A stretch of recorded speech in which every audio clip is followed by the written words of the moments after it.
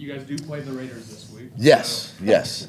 Just Devontae Adams, Darren Waller, Josh Jacobs, it's sort of like a three-headed monster. How much stress can that put on our defense? All three of them are great players. A lot of production in the league, and then throw in Derek Carr. It can stress the defense. Because you got to think about resources on defense. Going where are you going to put them? And then who are you going to try to take away? So it's a challenge defensively, and it's something that I know our guys are ready for. How good of a tight end is Waller? What does he do well? He does a lot of things well. He's big, number one. He's physical. He runs well. The 50-50 balls are all his, type thing. Just a good overall, tight end can block. And he's a load. He's a handful. He's just a bigger, more physical guy, at times, and that's a challenge for safeties and linebackers. If you do decide to let Tyson see some of Devontae Adams this week, how much can you learn about a second-year player going against a guy like Adams? I think if that's the case, I think you learn a lot. I think, and it's a great opportunity for Tyson, and if that's the case, and I just think it's a great opportunity, for any player, to be in that position, to go against one of the best, receivers in our league, and it'll be a for Tyson. I know if that's the case, that I know Tyson will be ready, and be prepared, for that opportunity. Do you like it when guys ask for that kind of matchup or anything like that?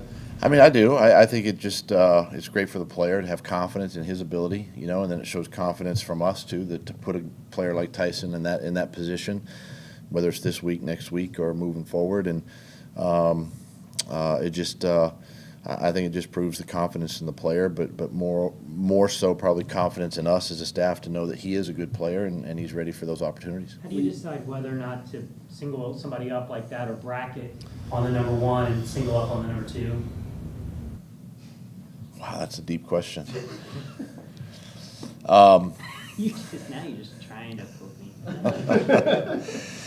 No, I think it's by game plan. I think you can do both, honestly, and it's by call. It's in the same game. Yeah. Oh, certainly. I go back to, this coordinator comes from the New England style of defense, and I go back to my days, 17 Super Bowl playing the Patriots, and you see normal coverage out in the field, you see bracket coverage in the red zone, and that's what he's shown on tape, and you would expect that, maybe someone like Evan or Christian could potentially be, bracketed as we get closer to the goal line. But, those are all things. And I would say that, on the reverse side of that, with guys like Waller or Devontae Adams, could be the same situation.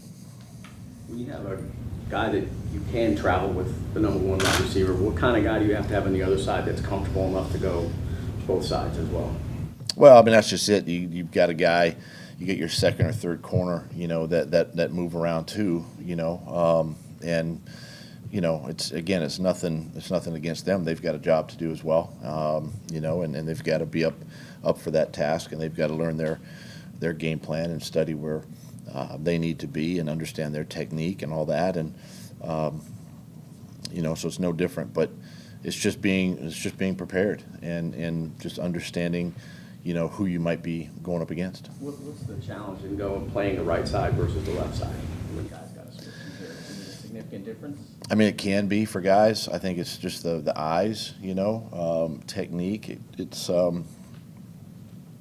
anymore though, guys are playing both sides of the field. I think it's harder for sometimes DBs, corners particularly, to go from outside to inside, or maybe inside to outside. But for us, a guy like Darius who can play both, right? He can play outside and then go inside. I think it proves just his his versatility, doing that.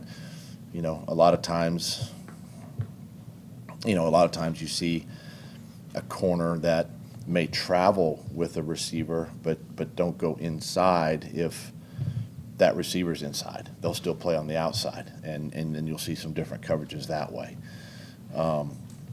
There's some subtle differences, playing left and right.